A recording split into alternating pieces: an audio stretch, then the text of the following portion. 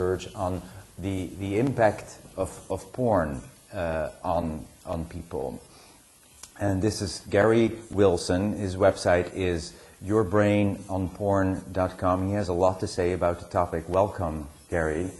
Thank you. Great to have you here. It's great to be here. Yeah, so this show is about relationship and about connecting with real people. And you know something about a problem that arises that's actually an obstacle in our relationship with people, which is people, men in particular, and particular young men sitting in front of the computer and masturbating to pornography. Yeah, what's going on is, as we know, with the rise of the internet, we now have, of course, internet porn, high-speed internet porn. And what I have been seeing, because so many websites linked to mine where guys are discussing this, is that they are finding the screen much more exciting than the real thing. In other words, they are becoming compelled by the screen, just like young guys are being compelled by video games. These young guys are also being compelled and more interested in internet porn than they are real women or real partners. And they are concerned. And so they may have been using internet porn since they're 12, and now it's 17, and they're going out on their first date, and they take their clothes off, and they can't get it up. And they're going, oh my God, what's wrong with me? Then they do a search, and they find out those years of brain training have trained their brain to need to sit and watch and be a voyeur and need a certain level of stimulation in order to get sexually excited. That's when they make a change. And so what this problem is, it's a problem of being hooked on what is artificial rather than what is real. Thank you. So you have them get off porn, and it takes about 2, 3, 4, 5 months of no porn, and interesting enough, no masturbation, because they're so desensitized. I don't know why that is. And slowly, their sexual performance comes back, their erections come back.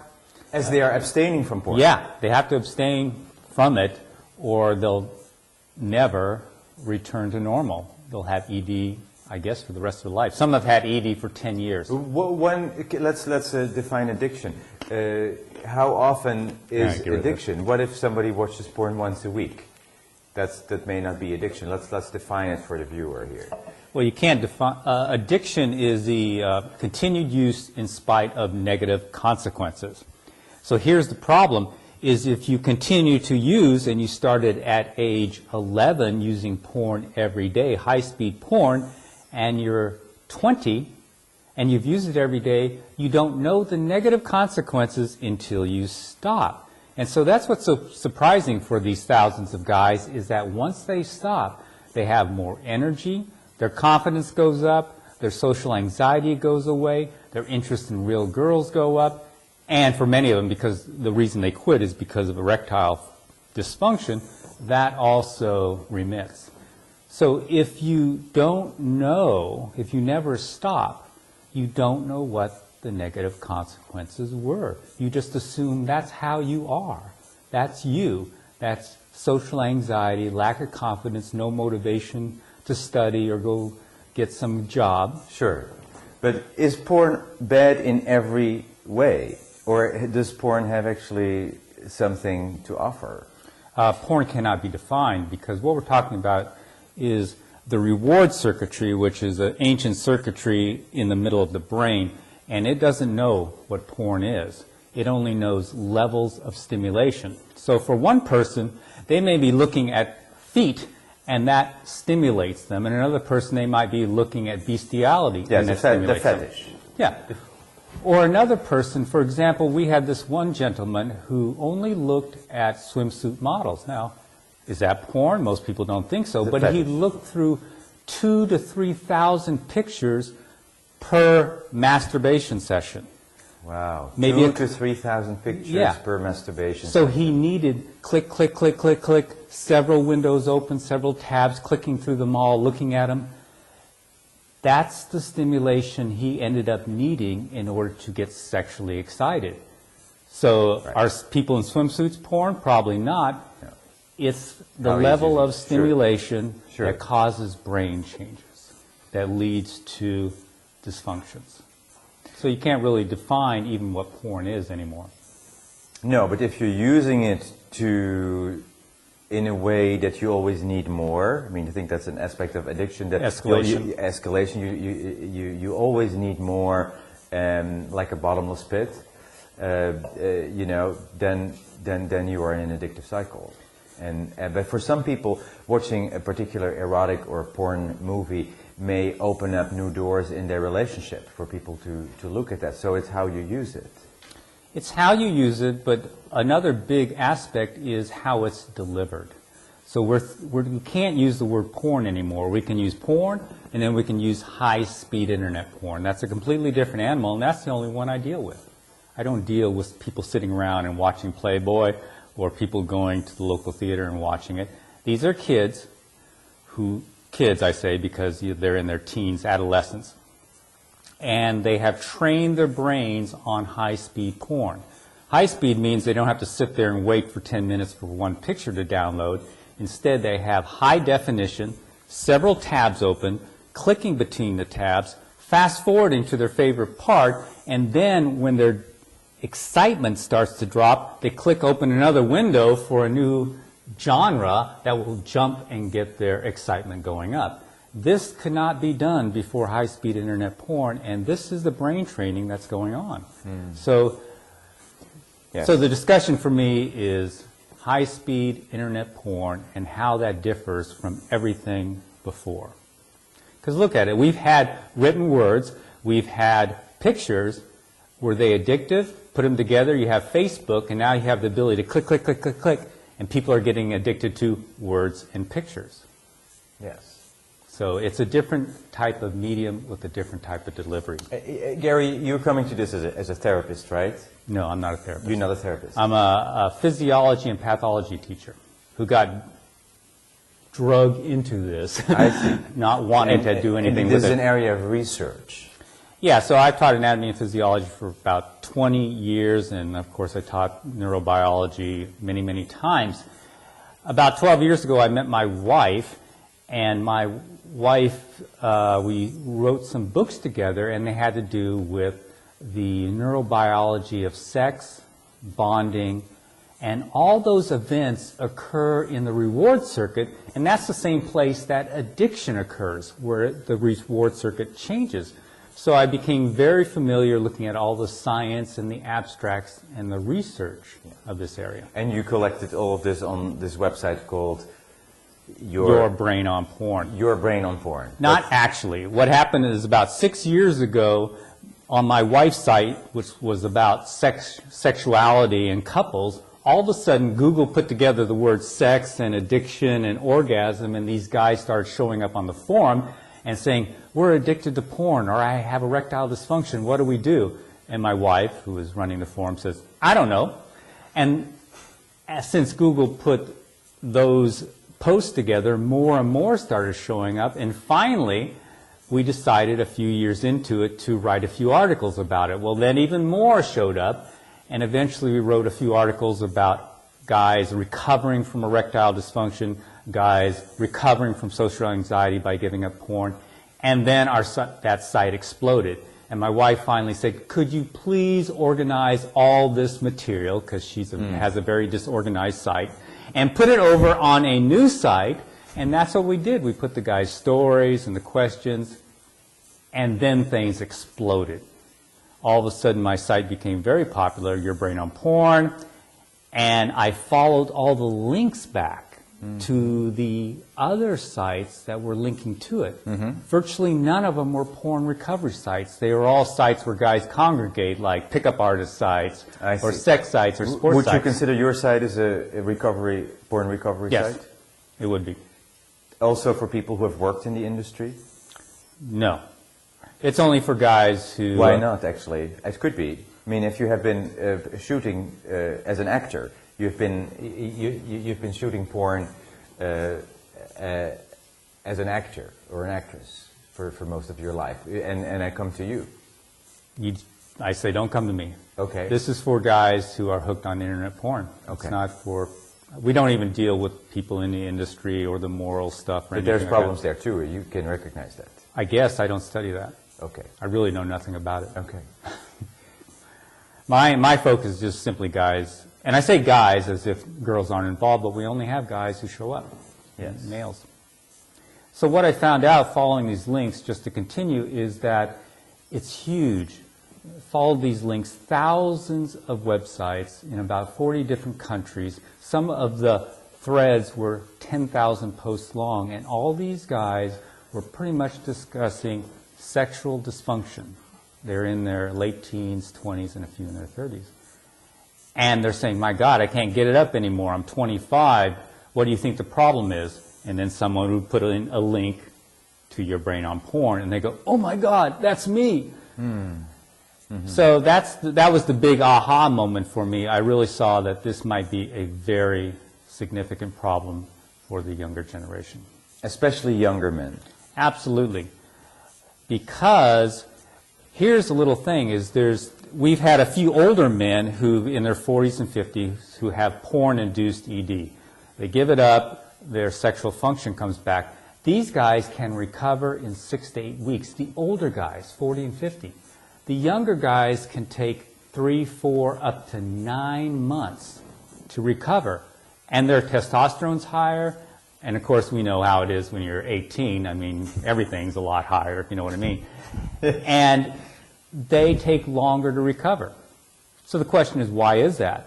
Is because the difference between the two groups is these guys already had their sexuality.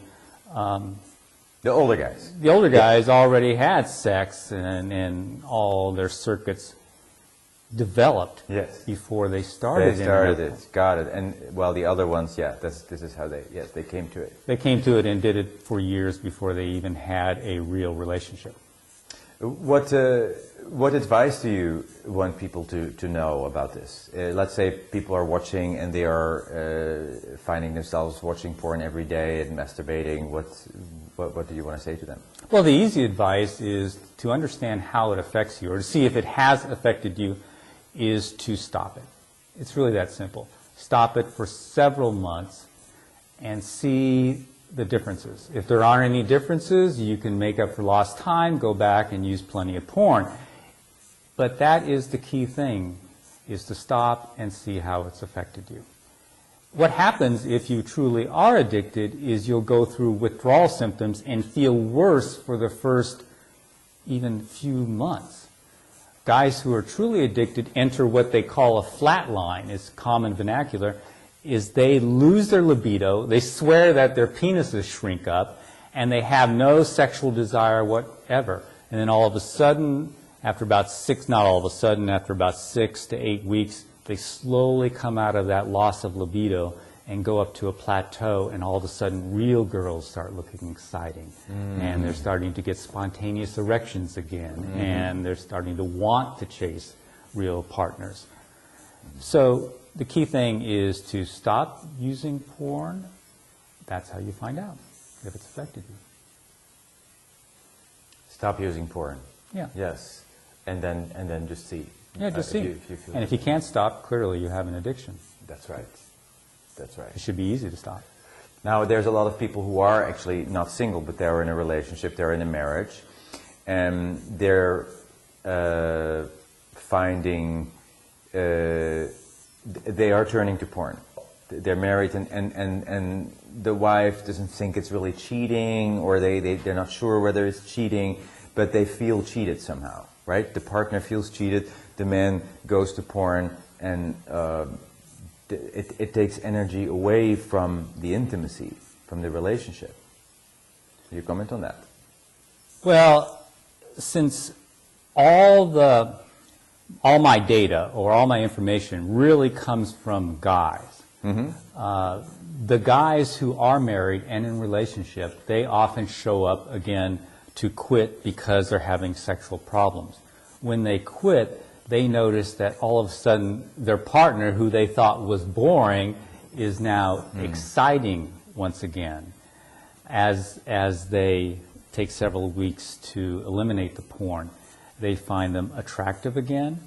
And so that's the big thing we see. We don't often hear the stories of the women. Occasionally women will show up and write and say, oh, you know, he's so into porn, you know, he doesn't get excited for me. But the guys see a big difference, and they're very happy about it, to have a renewed relationship. They do.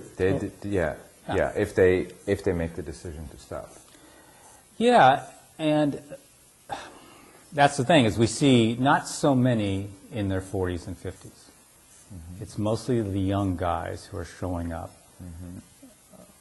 So, have you talked to people in the porn industry, or to producers, or I was actually thinking about inviting people from kink.com to our conversation, and just have them hear what's the other side of what they're doing, what's the result of what they're doing. I mean, they're in their own vision of producing this, and it's financially very rewarding.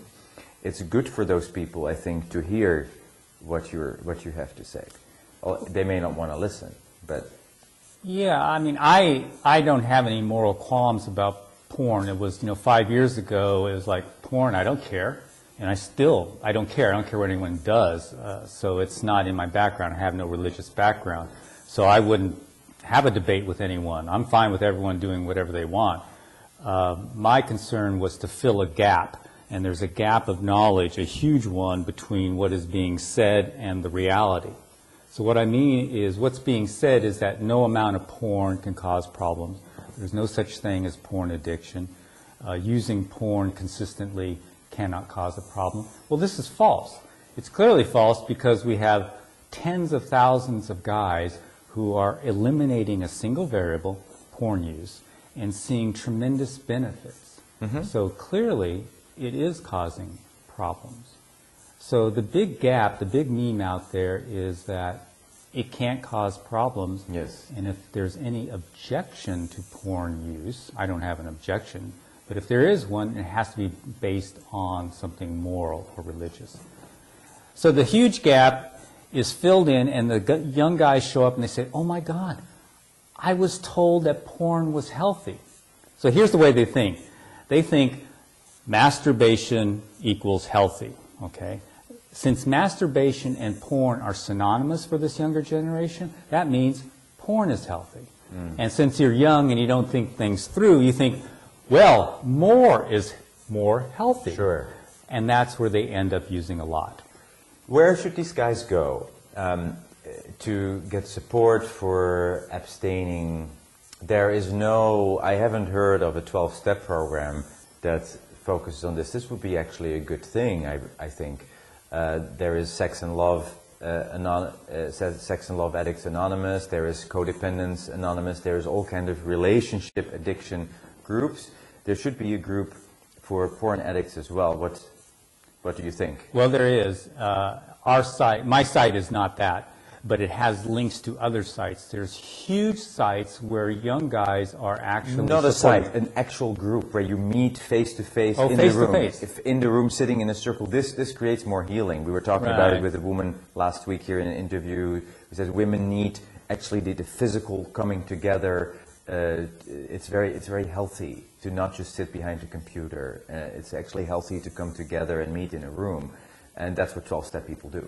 Yeah, I agree with you. That would probably be very healthy, but it's unlikely to happen because there's shame associated with it. So since the guys are young guys who live in an internet age, they actually, most of them prefer to go on the internet and write. The ones do mention, okay, I've gone to a 12-step, but they've gone to a sex addiction. Yes, for people who go to prostitutes or are addicted to a partner, yes. Yeah, and that's a completely different animal than starting on internet porn at age 11 and not being able to stop at age 18.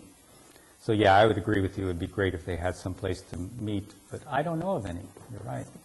Are you running groups No. in your area? No, I don't do that. I'm not a therapist. No, but you could be a group facilitator. Nope, I won't. You won't. I'm a teacher. That's my job. So I teach. I give them the science behind addiction and the science behind their symptoms. And when they learn that, it's really a benefit because they can detach and say, oh, you know, it's my primitive brain that's causing me to want to sit here and click from picture to picture. And they see that that primitive brain is in charge, or they say, oh, my frontal cortex is inhibited, it's not functioning fully, which happens in all addictions, and that's why I keep relapsing. So they can detach, and they can almost see their brain doing things it doesn't want to. They have a term, they call it their scumbag brain, that's making them do this.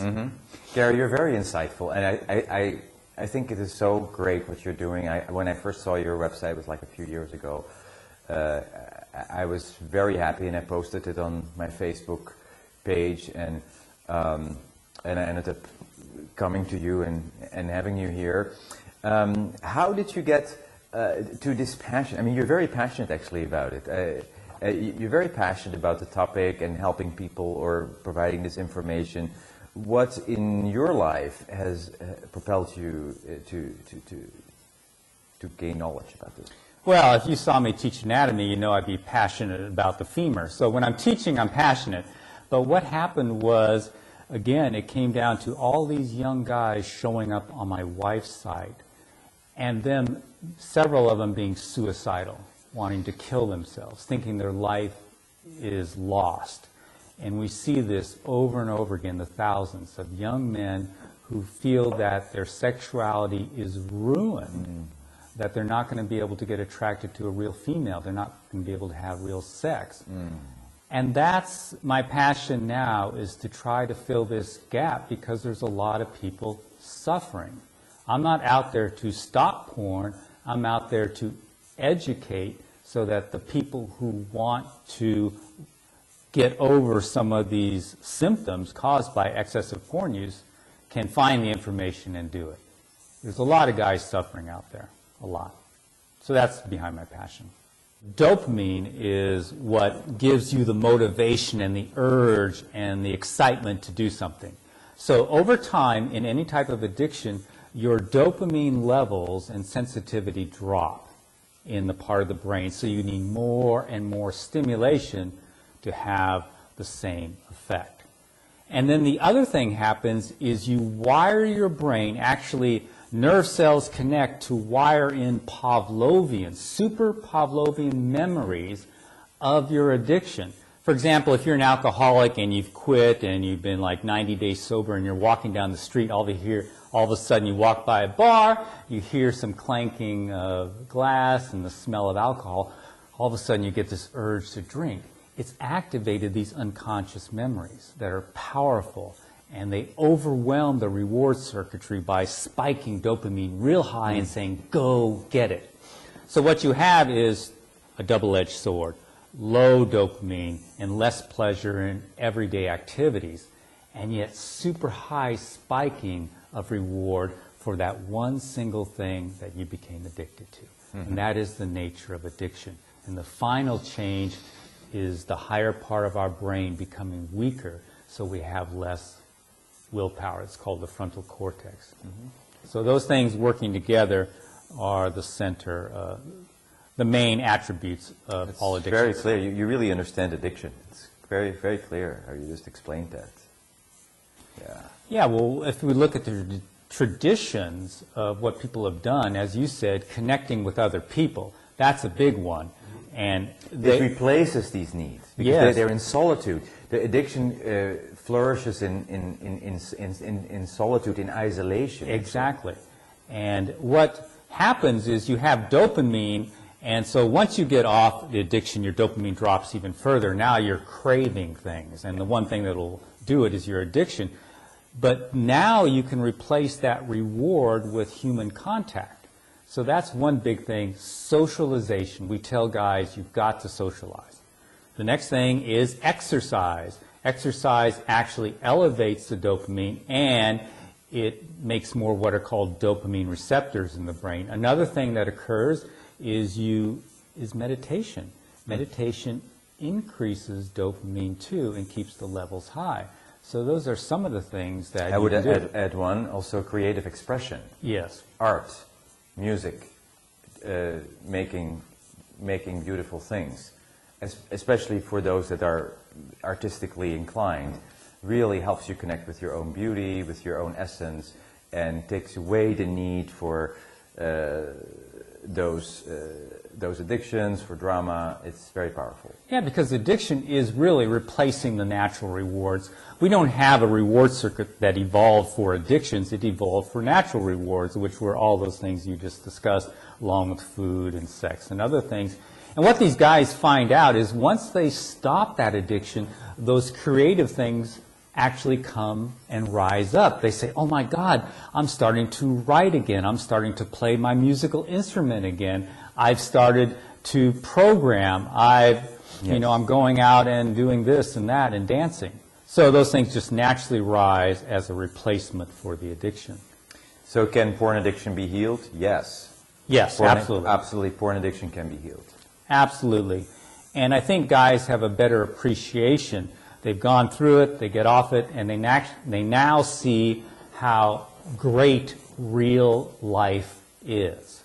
And that's where you get true sex positive, is now sex or interaction with a real partner becomes much more satisfying than it was before. So Gary, we've been talking with you. Can people actually contact you? Can they find you, or do you not want people to contact you? Well, everything I know is on my website, and so it's a well-organized website. There's video presentations that describe everything. So if they go to yourbrainonporn.com, they can find all the information. It's a secular site. There's no advertising, nothing, no monetary anything. And they can also find links to other forums where guys are recovering from porn. What a gift, Gary. Thank you for all the work you've done, for giving people hope that they can get out of, because you said men wanted to kill themselves. Yes, because of this. This is a really bad addiction, and there is hope. You can get completely sober from porn addiction. Thank you for everything you do.